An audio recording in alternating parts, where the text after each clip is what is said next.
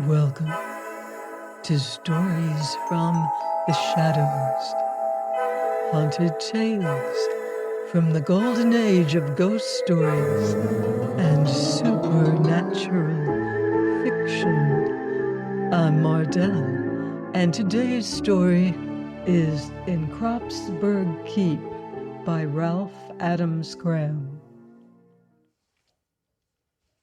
To the traveler from Innsbruck to Munich, up the lovely valley of the Silver Inn, many castles appear, one after another, each on its beetling cliff or gentle hill. Appear and disappear, melting into the dark fir trees that grow so thickly on every side. Lanik, Lichver, Ratzels, Trotzberg, Matzen, Kropsberg, gathering close around the entrance to the dark and wonderful Zillerthal.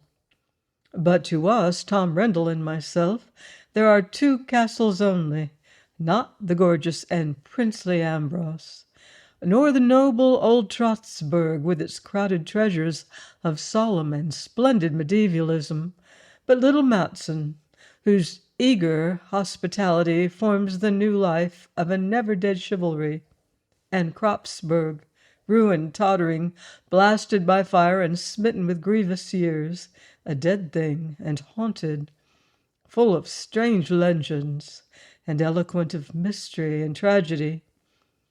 We were visiting the Von Sees at Matzen and gaining our first wondering knowledge of the courtly, cordial castle life in the Tyrol, of the gentle and delicate hospitality of noble Austrians. Britzleg had ceased to be but a mark on a map, and had become a place of rest and delight, a home for homeless wanderers on the face of Europe, while Schloss Matzen was a synonym for all that was gracious and kindly and beautiful in life. The days moved on in a golden round of riding and driving and shooting, down to Landl and Thiersee for chamois, across the river to the magic auction sea, up to the Zillerthal, across the Schmernerjoch, even to the railway station at Steinach, and in the evenings, after the late dinners in the upper hall, where the sleepy hounds leaned against our chairs, looking at us with suppliant eyes, in the evening when the fire was dying away in the hooded fireplace in the library, stories and legends and fairy tales, while the stiff old portraits changed countenance constantly under the flickering firelight, and the sound of the drifting in came softly across the meadows far below. If ever I tell the story of Schloss Matzen, then will be the time to paint the too inadequate picture of this fair oasis in the desert of travel and tourists and hotels. But just now it is Kropsberg the Silent that is of greater importance, for it was only in Matzen that the story was told by Fräulein E., the gold-haired niece of Frau von C., one hot evening in July, when we were sitting in the great west window of the drawing-room, after a long ride up to Stahlenthal. All the windows were open to catch the faint wind, and we had sat for a long time watching the Ositthaler Alps turn rose-color over distant Innsbruck, then deep into violet as the sun went down, and white mists rose slowly until Lichver and Lanik and Kropsberg rose like craggy islands in a silver sea. And this is the story as Fräulein E. told it to us. The story of Kropsberg Keep. A great many years ago, soon after my grandfather died and Matzen came to us, when I was a little girl, and so young that I remember nothing of the affair, except as something dreadful that frightened me very much, two young men who had studied painting with my grandfather came down to Brixleg from Munich, partly to paint, and partly to amuse themselves, ghost hunting, as they said, for they were very sensible young men, and prided themselves on it, laughing at all kinds of superstition, and particularly at that form which believed in ghosts and feared them. They had never seen a real ghost, you know, and they belonged to a certain set of people who believed nothing they had not seen themselves, which always seemed to me very conceited. Well, they knew that we had lots of beautiful castles here in the lower valley, and they assumed, and rightly, that every castle has at least one ghost story connected with it, so they chose this as their hunting ground. Only the game they sought was ghosts, not chamois. Their plan was to visit every place that was supposed to be haunted, and to meet every reputed ghost, and prove that it really was no ghost at all.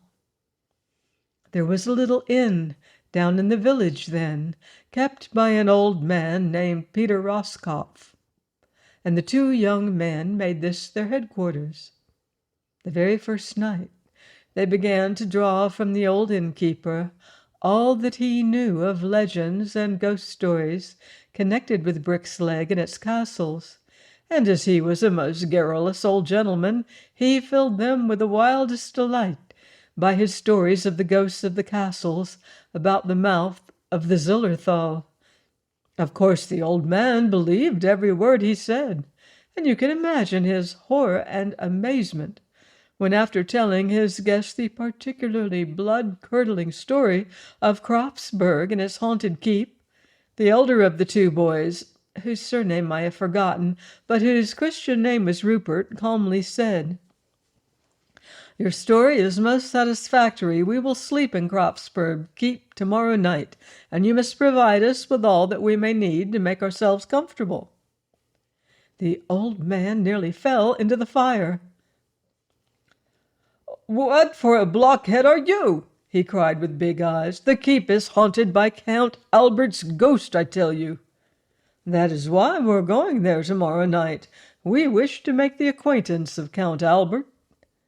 "But there was a man stayed there once, and in the morning he was dead." "Very silly of him. There are two of us, and we carry revolvers."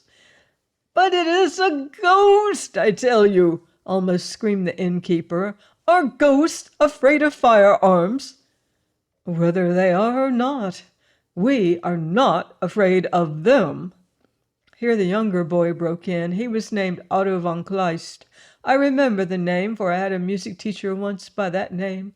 He abused the poor old man shamefully, told him they were going to spend the night in Kropsberg in spite of Count Albert and Peter Roskopf, and that he might as well make the most of it and earn his money with cheerfulness.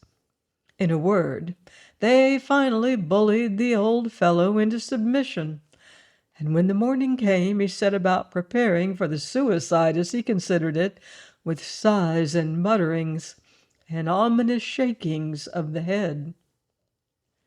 You know the condition of the castle now. Nothing but scorched walls and crumbling piles of fallen masonry. Well, at the time I tell you of, the keep was still partially preserved. It was finally burned out only a few years ago by some wicked boys who came over from Jenbach to have a good time. But when the ghost hunters came, though the lower two floors had fallen into the crypt, the third floor remained. The peasants said it could not fall, but that it would stay until the day of judgment, because it was in the room above that the wicked Count Albert sat, watching the flames destroy the great castle and his imprisoned guests, and where he finally hung himself in a suit of armor that had belonged to his medieval ancestor, the first Count Kropsberg. No one dared touch him, and so he hung there for 12 years, and all the time venturesome boys and daring men used to creep up the turret steps and stare awfully through the chinks in the door at that ghostly mass of steel that held within itself the body of a murderer and a suicide, slowly returning to the dust from which it was made. Finally it disappeared, none knew whither, and for another dozen years the room stood empty, but for the old furniture and the rotting hangings. So when the two men climbed the stairway to the haunted room, they found a very different state of things from what exists now. The room was absolutely as it was left the night Count Albert burned the castle, except that all trace of the suspended suit of armor and its ghastly contents had vanished. No one had dared to cross the threshold, and I suppose that for 40 years no living thing had entered that dreadful room. On one side stood a vast canopied bed of black wood, the damask hangings of which were covered with mold and mildew. All the clothing of the bed was in perfect order, and on it lay a book, open and face downward. The only other furniture in the room consisted of several old chairs, a carved oak chest, and a big inlaid table covered with books and papers, and on one corner 2 or 3 bottles, with dark solid sediment at the bottom, and a glass, also dark with the dregs of wine that had been poured out almost half a century before. The tapestry on the walls was green with mold, but hardly torn or otherwise defaced, for although the heavy dust of 40 years lay on everything, the room had been preserved from further harm. No spider web was to be seen, no trace of nibbling mice, not even a dead moth or fly on the sills of the diamond-paned windows. Life seemed to have shunned the room, utterly and finally. The men looked at the room curiously, and I am sure, not without some feelings of awe and unacknowledged fear, but whatever they may have felt of instinctive shrinking, they said nothing, and quickly set to work to make the room passably inhabitable. They decided to touch nothing that had not absolutely to be changed, and therefore they made for themselves a bed in one corner with a mattress and linen from the inn. In the great fireplace they piled a lot of wood on the caked ashes of a fire dead for 40 years, and turned the old chest into a table, and laid out on it all their arrangements for the evening's amusement: food, 2 or 3 bottles of wine, pipes and tobacco, and the chessboard that was their inseparable traveling companion. All this they did themselves. The innkeeper would not even come within the walls of the outer court. He insisted that he had washed his hands of the whole affair. The silly dunderheads might go to their death on their own way. He would not aid and abet them. One of the stable boys brought the basket of food and the wood and the bed up the winding stone stairs, to be sure. But neither money nor prayers nor threats would bring him within the walls of the accursed place, and he stared fearfully at the hare-brained boys as they worked around the dead old room, preparing for the night that was coming so fast. At length everything was in readiness, and after a final visit to the inn for dinner, Rupert and Otto started at sunset for the keep. Half the village went with them, for Peter Roscoff had babbled the whole story to an open-mouthed crowd of wondering men and women. And as to an execution, the awestruck crowd followed the 2 boys dumbly, curious to see if they surely would put their plan into execution. But none went farther than the outer doorway of the stairs, for it was already growing twilight. In absolute silence, they watched the 2 foolhardy youths, with their lives in their hands, enter the terrible keep, standing like a tower in the midst of the piles of stones that had once formed walls joining it with the mass of the castle beyond. When a moment later a light showed itself in the high windows above, they sighed resignedly and went their ways, to wait stolidly until morning should come and prove the truth of their fears and warnings. In the meantime, the ghost hunters built a huge fire, lighted their many candles, and sat down to await developments. Rupert afterwards told my uncle that they really felt no fear whatever, only a contemptuous curiosity, and they ate their supper with good appetite and an unusual relish. It was a long evening. They played many games of chess, waiting for midnight. Hour passed after hour. Nothing occurred to interrupt the monotony of the evening. 10, 11 came and went. It was almost midnight. They piled more wood in the fireplace, lighted new candles, looked to their pistols, and waited. The clocks in the village struck 12, the sound coming muffled through the high, deep embrasured windows. Nothing happened, nothing to break the heavy silence, and with a feeling of disappointed relief, they looked at each other and acknowledged that they had met another rebuff. Finally, they decided there was no use in sitting up and boring themselves any longer. They had much better rest. So Otto threw himself down on the mattress, falling almost immediately asleep.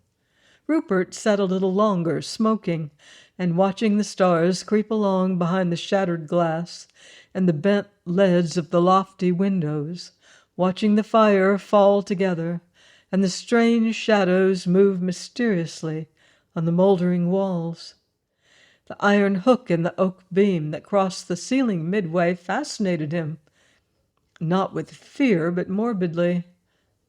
So it was from that hook that for 12 years, 12 long years of changing summer and winter, the body of Count Albert, murderer and suicide, hung in its strange casing of medieval steel, moving a little at first and turning gently while the fire died out on the hearth, while the ruins of the castle grew cold, and horrified peasants sought for the bodies of the score of gay, reckless, wicked guests whom Count Albert had gathered in Kropsberg for a last debauch, gathered to their terrible and untimely death. What a strange and fiendish idea it was! The young handsome noble who had ruined himself and his family in the society of the splendid debauchees, gathering them all together, men and women who had known only love and pleasure, for a glorious and awful riot of luxury. And then, when they were all dancing in the great ballroom, locking the doors and burning the whole castle about them, and while he sat in the great keep, listening to their screams of agonized fear, watching the fire sweep from wing to wing until the whole mighty mass was one enormous and awful pyre, and then clothing himself in his great-great-grandfather's armor, hanging himself in the midst of the ruins of what had been a proud and noble castle. So ended a great family, a great house. But that was 40 years ago. He was growing drowsy. The light flickered and flared in the fireplace. One by one the candles went out. The shadows grew thick in the room. Why did that great iron hook stand out so plainly? Why did that dark shadow dance and quiver so mockingly behind it? Why— But he ceased to wonder anything at all. He was asleep. It seemed to him that he woke almost immediately. The fire still burned, though low and fitfully, on the hearth. Otto was sleeping, breathing quietly and regularly. The shadows had gathered close around him, thick and murky. With every passing moment the light died in the fireplace. He felt stiff with cold. In the utter silence he heard the clock in the village strike 2. He shivered with a sudden and irresistible feeling of fear, and abruptly turned and looked towards the hook in the ceiling. Yes, it was there. He knew that it would be. It seemed quite natural. He would have been disappointed had he seen nothing. But now he knew that the story was true, knew that he was wrong, and that the dead do sometimes return to earth, for there in the fast deepening shadow hung the black mass of wrought steel, turning a little now and then, with the light flickering on the tarnished and rusty metal. He watched it quietly. He hardly felt afraid. It was rather a sentiment of sadness and fatality that filled him, of gloomy forebodings of something unknown, unimaginable. He sat and watched the thing disappear in the gathering dark, his hand on his pistol as it lay by him on the great chest. There was no sound but the regular breathing of the sleeping boy on the mattress. It had grown absolutely dark. A bat fluttered against the broken glass of the window. He wondered if he was growing mad, for he hesitated to acknowledge it to himself. He heard music. Far curious music, a strange and luxurious dance, very faint, very vague, but unmistakable. Like a flash of lightning came a jagged line of fire down the blank wall opposite him, a line that remained, that grew wider, that let a pale, cold light into the room, showing him now all its details, the empty fireplace, where a thin smoke rose in a spiral from a bit of charred wood, the mass of the great bed, and in the very middle, black against the curious brightness, the armored man or ghost or devil standing, not suspended, beneath the rusty hook, and with the rending of the wall the music grew more distinct, though sounding still very, very far away. Count Albert raised his mailed hand and beckoned to him, then turned and stood in the riven wall. Without a word, Rupert rose and followed, his pistol in hand. Count Albert passed through the mighty wall and disappeared in the unearthly light. Rupert followed mechanically. He felt the crushing of the mortar beneath his feet, the roughness of the jagged wall where he rested his hand to steady himself. The keep rose absolutely isolated among the ruins, yet on passing through the wall Rupert found himself as in a long, uneven corridor, the floor of which was warped and sagging, while the walls were covered on one side with big, faded portraits of an inferior quality, like those in the corridor that connects the Pitti with the Uffizi in Florence.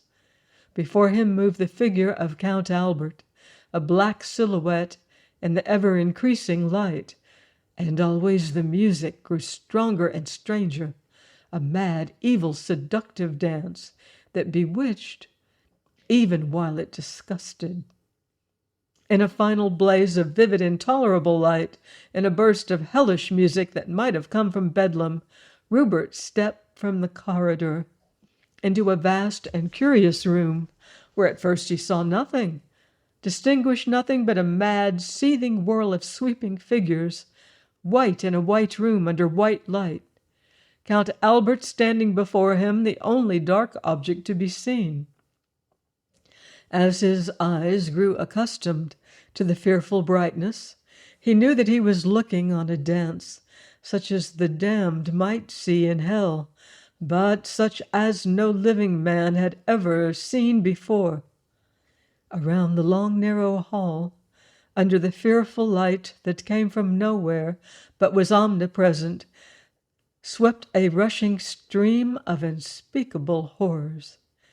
Dancing insanely, laughing, gibbering hideously, the dead of 40 years, white, polished skeletons, bare of flesh and vesture, skeletons clothed in the dreadful rags of dried and rattling sinews, the rags of tattering grave clothes flaunting behind them. These were the dead of many years ago, then the dead of more recent times, with yellow bones showing only here and there, the long and insecure hair of their hideous heads writhing in the beating air. Then green and gray horrors, bloated and shapeless, stained with earth or dripping with spattering water. Here and there white, beautiful things like chiseled ivory, the dead of yesterday, locked it may be in the mummy arms of rattling skeletons, round and round the cursed room, a swaying, swirling maelstrom of death, while the air grew thick with miasma, the floor foul with shreds of shrouds and yellow parchment, clattering bones, and wisps of tangled hair.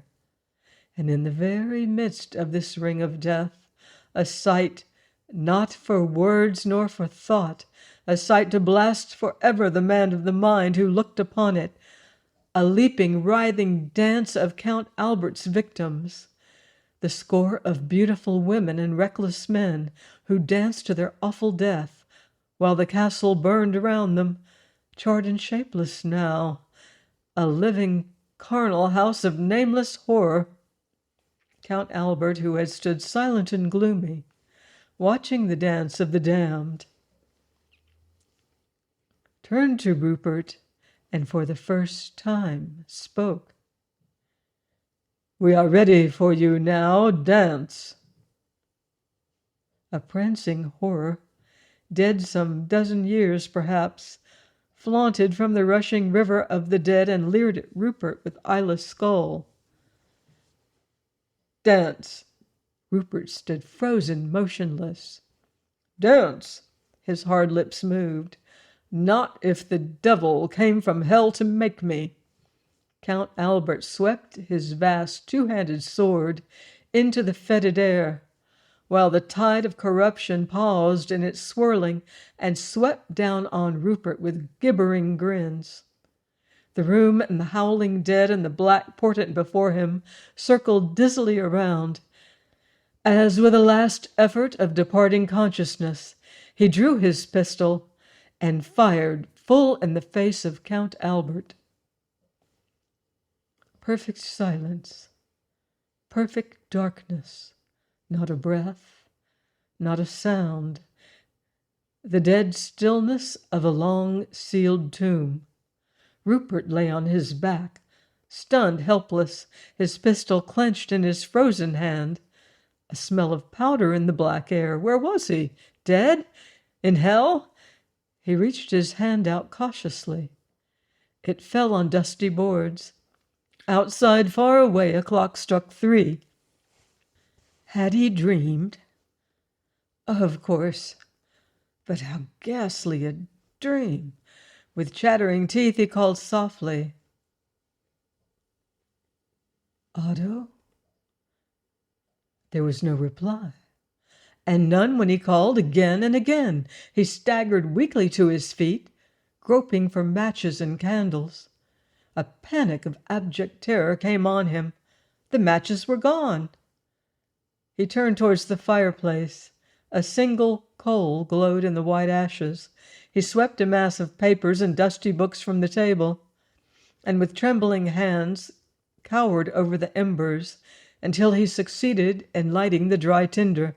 Then he piled the old books on the blaze and looked fearfully around. No, it was gone. Thank God for that. The hook was empty. But why did Otto sleep so soundly? Why did he not awake? He stepped unsteadily across the room in the flaring light of the burning books and knelt by the mattress. So they found him in the morning, when no one came to the inn from Kropsberg keep, and the quaking Peter Roskopf arranged a relief party. Found him kneeling beside the mattress where Otto lay, shot in the throat and quite dead. Join me next time for another haunted tale of the unseen and the unknown, here on Stories from the Shadows. Until then, I wouldn't blame you if you leave the lights on.